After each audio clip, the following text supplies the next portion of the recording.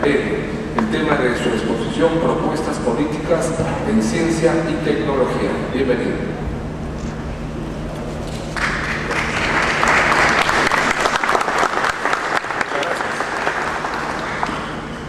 Bueno, antes que todo quiero agradecer a los organizadores, al doctor Montoya en especial por la invitación.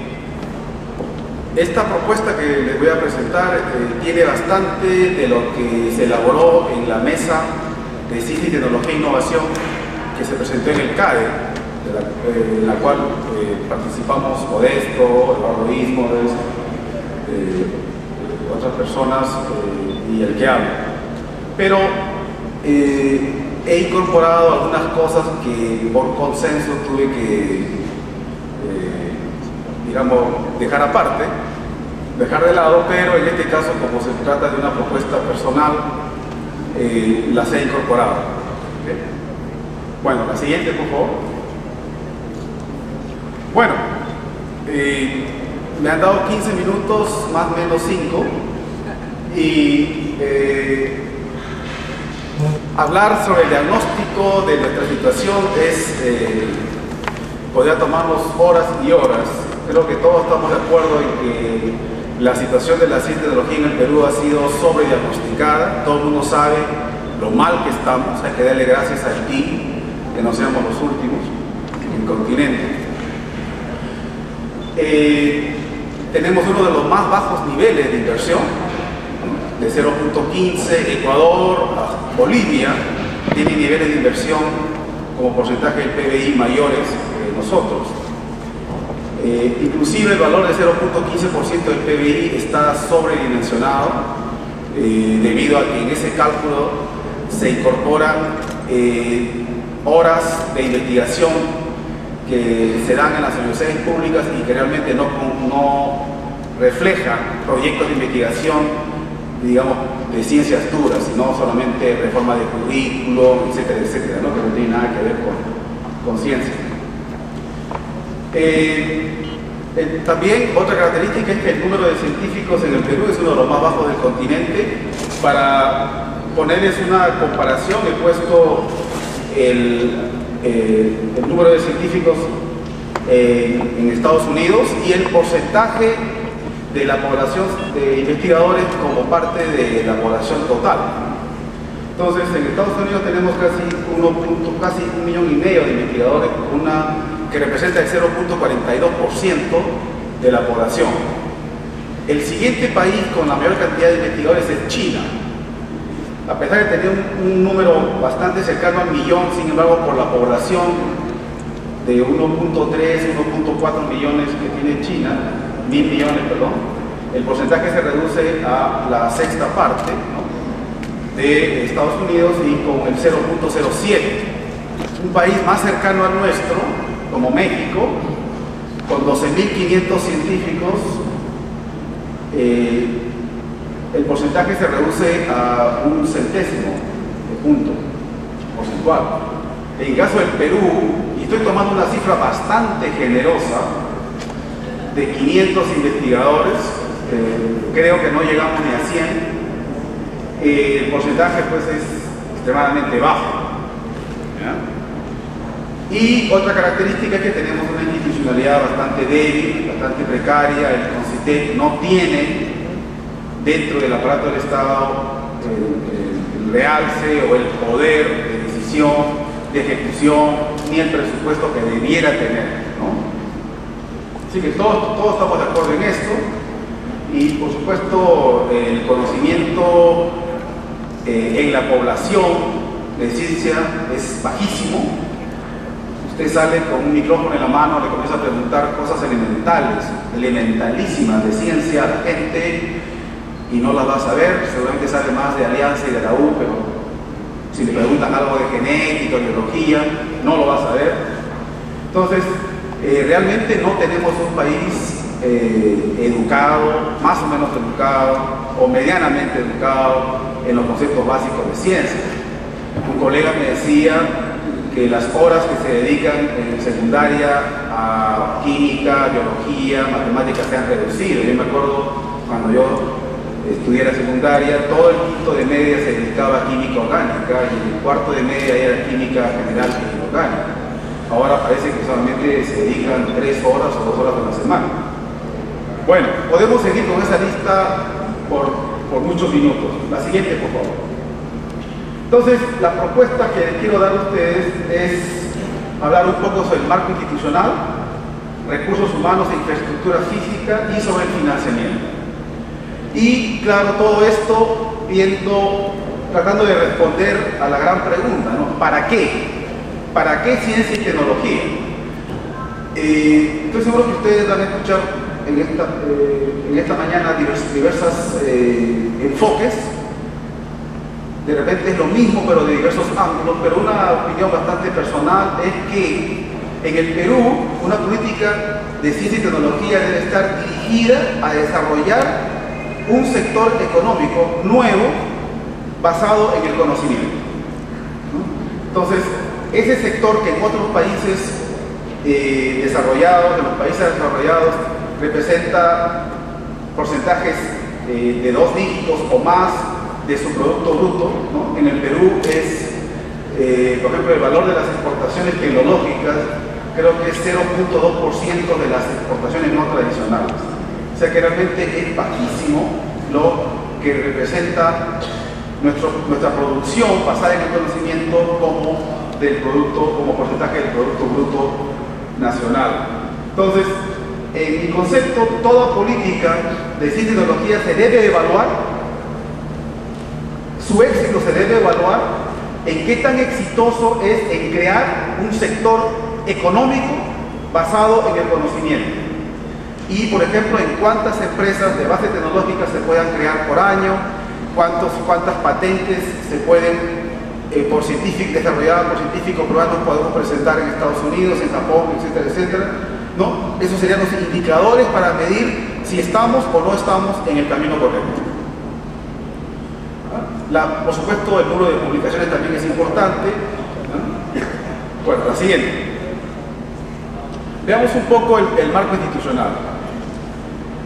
Bueno, todos reconocemos el rol del Estado, debe ser promotor, orientador, catalizador. En mi opinión, y también fue la opinión de la mesa de ciencia y tecnología en el CADE, es que los roles de diseño de políticas y de ejecución de las políticas deben estar separados. En manera personal, pienso que la parte de diseño de políticas, o sea, el ente o el organismo que debe ver el big picture, ¿no? Lo grande, lo macro, hacia dónde debe ir el país, qué sectores de tecnología y de ciencia debemos invertir, desarrollar, cuáles son las tendencias de nuestros más cercanos competidores, cuáles son nuestras debilidades, nuestras amenazas, etcétera, etcétera, y dictar caminos, orientaciones, debería estar al más alto nivel como una oficina o como un ente, no le quiero poner nombre, pero que dependa de la Presidencia de la República. Yo la pondría inclusive dentro del Palacio de Gobierno, a pocos metros de la oficina del presidente. Luego debería haber un ente ejecutor, en este caso un ente CONCITEC, como el CONCITEC, bueno, podría ser el CONCITEC y debe ser el CONCITEC en mi opinión, pero reencauchado, revalorado, repotenciado, con un presupuesto que podría ser 10 veces o más lo que tiene en estos momentos, ¿ya? Y que se encargue del desarrollo de los recursos humanos, de la infraestructura y de la administración de los diversos fondos concursables que debiéramos tener y que lo vamos a ver con un poquito más de detalle enseguida, ¿ya? Y sería el ente ejecutor de los grandes lineamientos que esta oficina dependiente de la presidencia le encargaría. También, con otros marcos institucionales, alinear a las universidades públicas. Las universidades públicas en el Perú, abusando un poco de la autonomía, van hacia el sur y los grandes intereses del Perú van hacia el norte o hacia el este, al oeste, no están yendo en el mismo camino. Entonces necesitamos una universidad pública realmente alineada con la política nacional de ciencia y tecnología. Después vamos a ver qué significa eso en concreto. La siguiente, por favor. Aquí. ¿Qué significa en concreto? Significa, por ejemplo, dividir, y esta es una propuesta también personal, a todas las universidades nacionales, dividirlas en dos grupos. Un grupo, la élite, de no más de 6 a 8 universidades, que retendrían el carácter de universidad nacional, ¿no? Serían las joyas de la corona y dependerían directamente del gobierno central. El resto de universidades nacionales pasarían a ser universidades regionales o, en el caso de Lima, universidades metropolitanas, y pasarían a depender directamente de los gobiernos regionales o de la alcaldía provincial o del gobierno regional de Lima. Ahora, no lo tomen esta bajada, digamos, de la Universidad Nacional de XX región a que sea universidad regional. Al contrario, creo que al ponerla más cercana al gobierno regional, tendría mucho mayor interacción con los gobiernos, tendría mucho más formas de conversar con el empresariado de la región y poniendo en ejecución la famosa triple hélice, ¿no? En conjunción, la universidad regional, el gobierno regional y la Cámara de Comercio o su análogo que representa al sector privado, se pondrían ellos a desarrollar una política de CIT para la región, que obviamente no va a ser igual en una región A o en una región B. Lo que se haga en Tacna no va a ser necesariamente lo mismo que se haga en Piura o en Tumbes. Cada uno tiene que especializarse dependiendo de su potencial, de sus recursos naturales, de sus ventajas comparativas, etcétera, etcétera. Otra cosa es que el ingreso a la docencia debe ser por concurso público, no más concursos en los cuales siempre gana el de casa. Exigir que el ingreso a la docencia sea con un grado mínimo de doctor, es algo que debiéramos tenerlo, ¿no? Y que la evaluación para la promoción de los catedráticos no sea en base a cuántas comisiones pertenece o cuántos cargos ha tenido, sino sencillamente a su productividad, de cuántas patentes tiene, cuántas publicaciones, cuántos libros ha escrito, etcétera, etcétera. No solamente en base a su producción académica.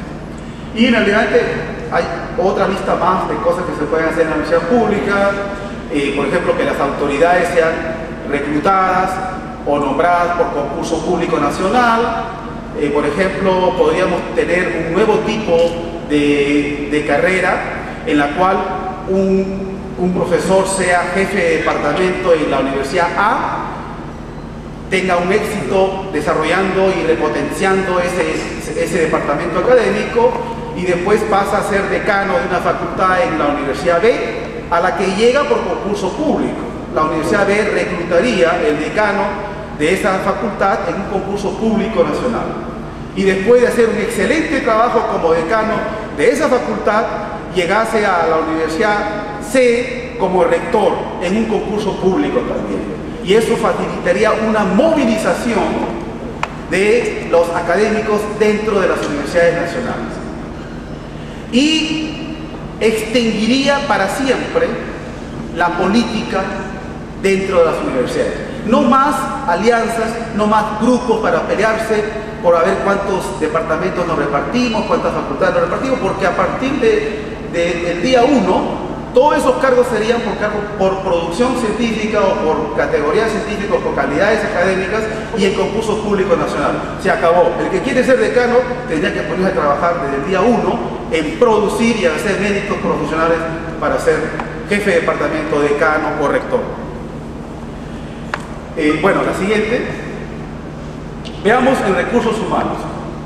Recursos humanos propongo 3 maneras de revertir el bajísimo número de científicos que tenemos. Si nos comparamos con México solamente, no nos comparemos con Estados Unidos en cuanto al número por millón de habitantes, ¿no? O con China, ni con Alemania, ni con Brasil. Quedémonos con México, que está por debajo de Brasil. Si México tiene 12.500 científicos, para una población de 105 millones de personas. El Perú está en 30 millones.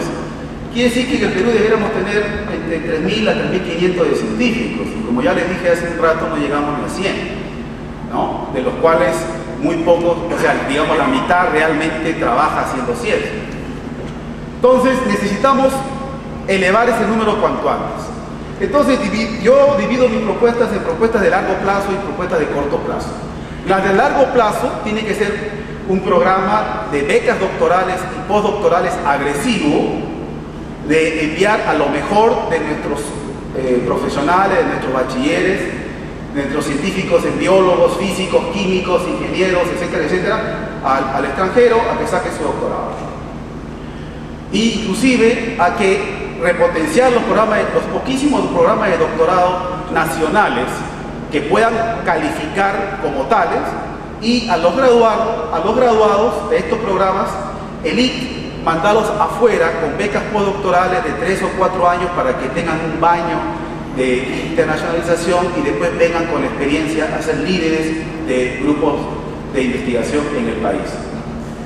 Para darles una idea, Chile tiene un programa de 6.000 millones de dólares solamente para desarrollar y para crear o para producir 10.000 doctores en Chile y fuera de Chile. Y son 6.000 millones solamente para recursos humanos. Luego, ese es un programa de largo plazo porque les digo, el doctorado puede tomar 5, 6, 7 años. Luego esta persona tiene que hacer su postdoc. Entonces realmente para llegar a ser un científico jefe de un grupo de investigación se demora 10 años en el mejor de los casos. Un programa más rápido, una forma más rápida de revertir esto es un programa de repatriación. O sea, traer peruanos que estén en este momento afuera, traerlos o enamorarlos, atraerlos de diversas maneras al Perú. Corea del Sur hizo algo parecido a mediados de los 80, en un par de años repatrió de Estados Unidos más de 2.000 científicos. En Argentina, hasta el año 2009, tenía 605 repatriados.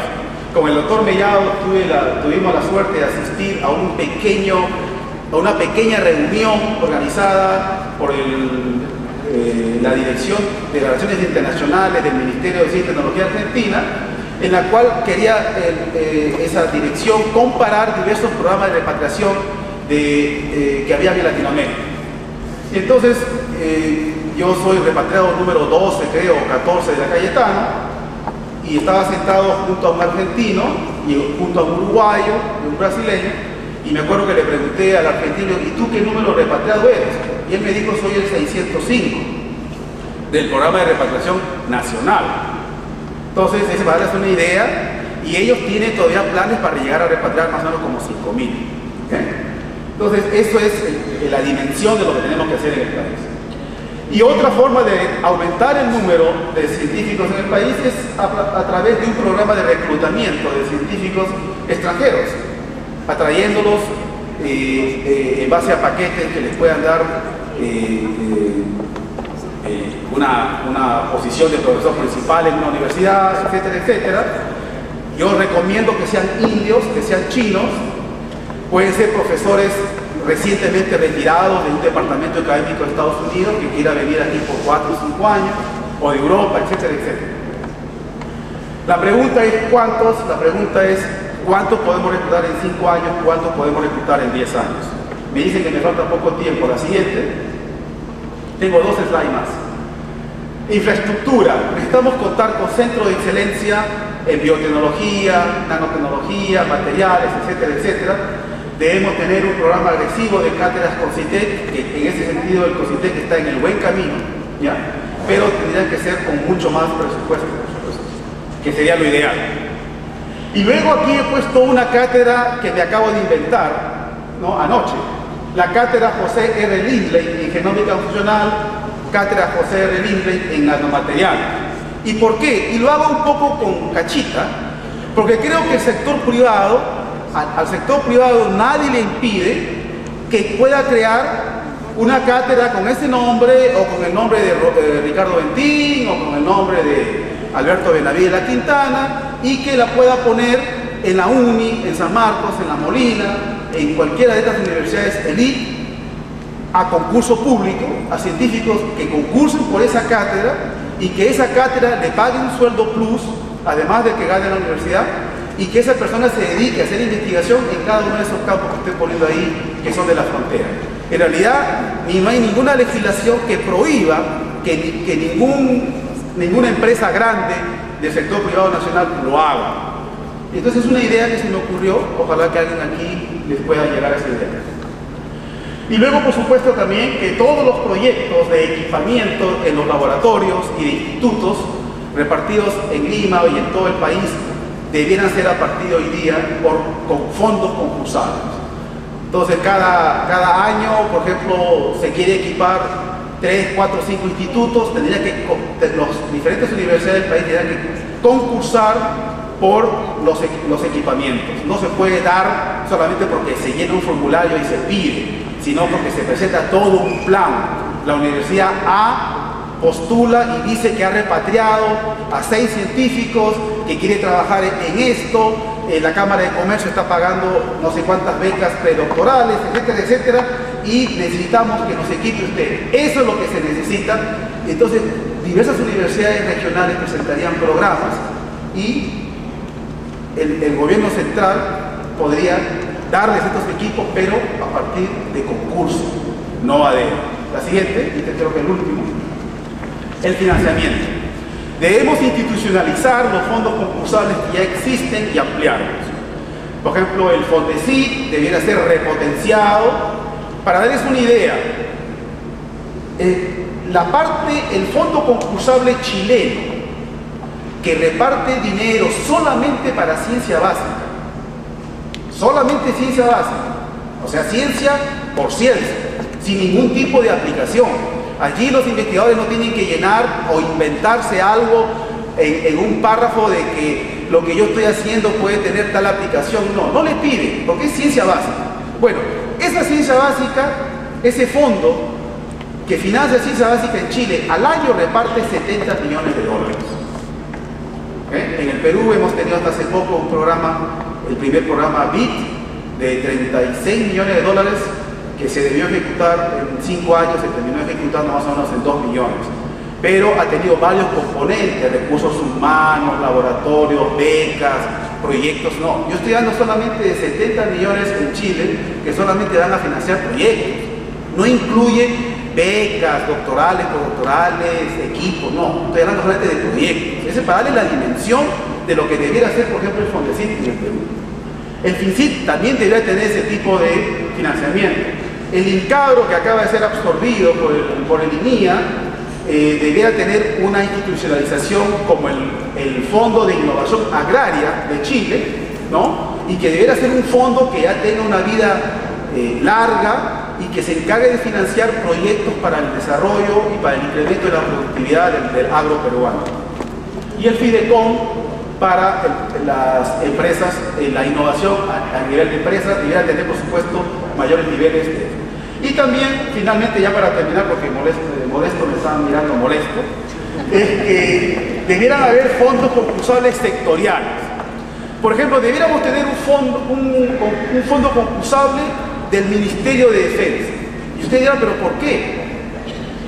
Es que, por ejemplo, una venta para atender a alguien herido en la batalla, que pueda evitar la infección, que pueda contener la hemorragia y que pueda hacer, ya existe algo parecido en esto, tienen hilos de plata, etcétera, etcétera, última tecnología, nanotecnología, ese tipo de cosas que son tecnológicas, el Ministerio de Defensa pudiera tener un fondo concursable de unos 2 millones de dólares, por ejemplo, para que la academia presente proyectos para resolver ese tipo de problemas. Por ejemplo, un detector de esporas de anthrax que se pueda tener a la mano, por ejemplo, también podría ser desarrollado por estos tipos de proyectos. Estoy dando solamente ideas para que ustedes se den una idea de qué es lo que podría ser. También necesitamos un fondo sectorial que se encargue solamente de desarrollar proyectos de energía. nuevas formas nuevos aparatos para generar, por ejemplo, energía eléctrica a partir de viento, de geotermia, etcétera, etcétera, biocombustibles, un nuevo tipo de reactor, un nuevo tipo de enzimas para obtener material fermentable a partir de material vegetal, de biomasa o de algas, etcétera, etcétera. Esos fondos serían dirigidos, pero con un fin especial.